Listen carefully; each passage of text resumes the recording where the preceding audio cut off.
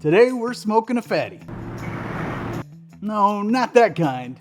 Beefy kind. I'm talking about beef, bacon, cheese, all rolled up into a nice little cylinder where you can chop it up like sushi. Today I'm showing you how to make the mighty smoked fatty, aka the bacon wrapped beef bomb, which is gonna ruin fast food for you forever. Welcome to Beastmode Camping, where we don't just survive, we eat like kings. Now while you could do this over a campfire, it's a bit rainy outside, so we're gonna prep everything here in the kitchen and take it out to the smoker. So here's the essentials. You need some bacon to make a weave, some beef to put in it. I also like to use ground Italian sausage, and that makes it actually even better. I think next time I might actually mix the two together before flattening them out. But let's get started. So the first thing we're gonna do is make the bacon weave. And if you're unfamiliar with that, we're gonna do that right now. I just need a bit of parchment paper to lay it down on. Wax paper will probably do fine as well.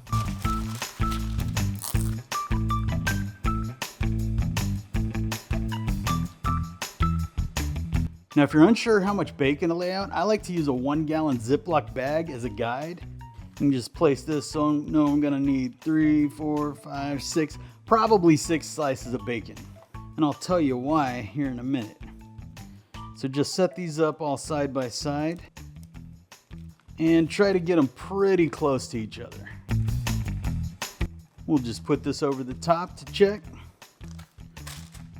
Perfect. Now we're gonna end up weaving these in and out. So what I like to do is pull every other one back.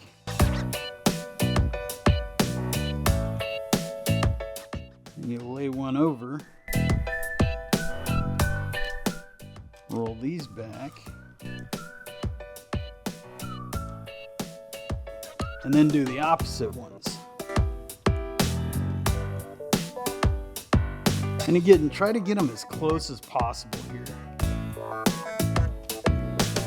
And we're going to keep doing this until the entire thing looks just like this.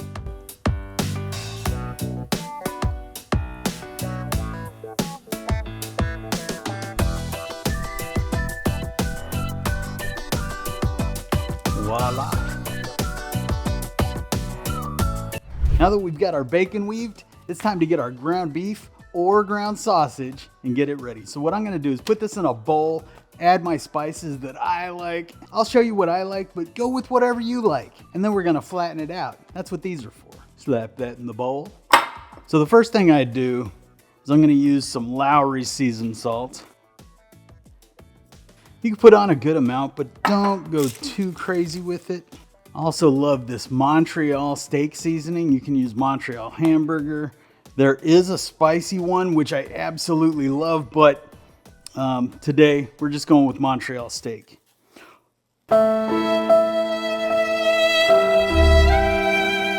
Ooh, ooh, ooh.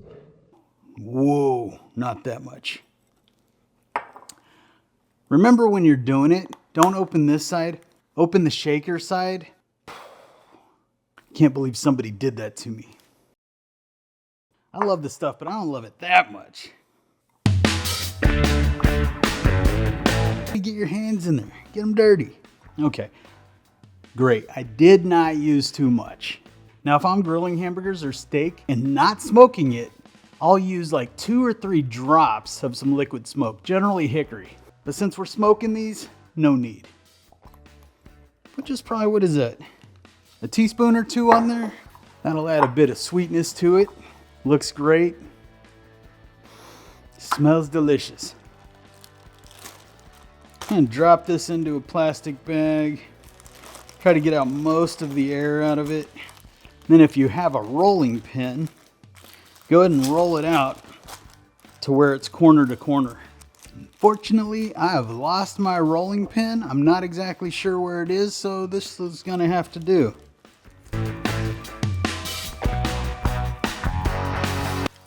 Now, if you're smart, you get the Ziploc gallon bags and not the gallon storage bags. The difference is these ones have like a little crease at the bottom, so it's not wanting to allow me to make just a perfect square. But I'm sure I'll figure it out. And when you're done, you should have a nice flat square of ground beef or ground sausage. And then we're just gonna open this up, slice it right down the side, and lay it on our bacon weave. And generally, I need to cut all 3 corners because if not, it'll roll out, and you really just want to lay it really flat.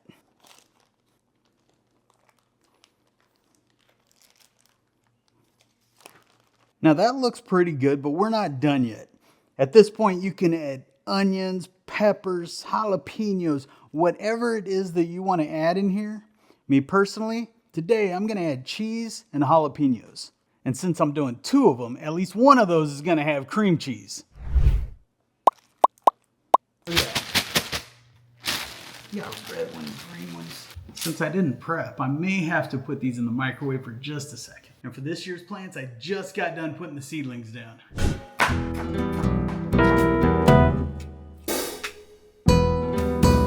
Well, the last step might actually be smoking it. This is the second to the last step, so it's the roll. All we're gonna do is pick up this piece of the parchment paper, start giving it a roll, keep on rolling.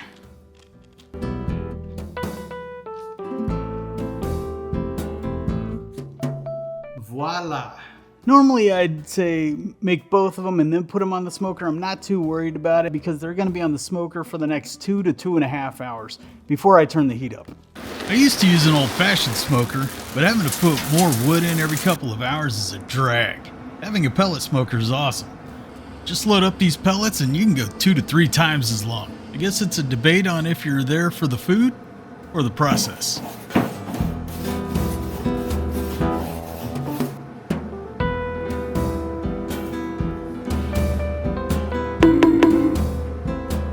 Now this part isn't a race. You want your smoker to be set around 200 to 250, 225 is probably optimal, but you want to get a nice bunch of smoke coming and just infesting that tube of meat. And that's where the whole term comes from, because we're smoking a fatty, not this fatty.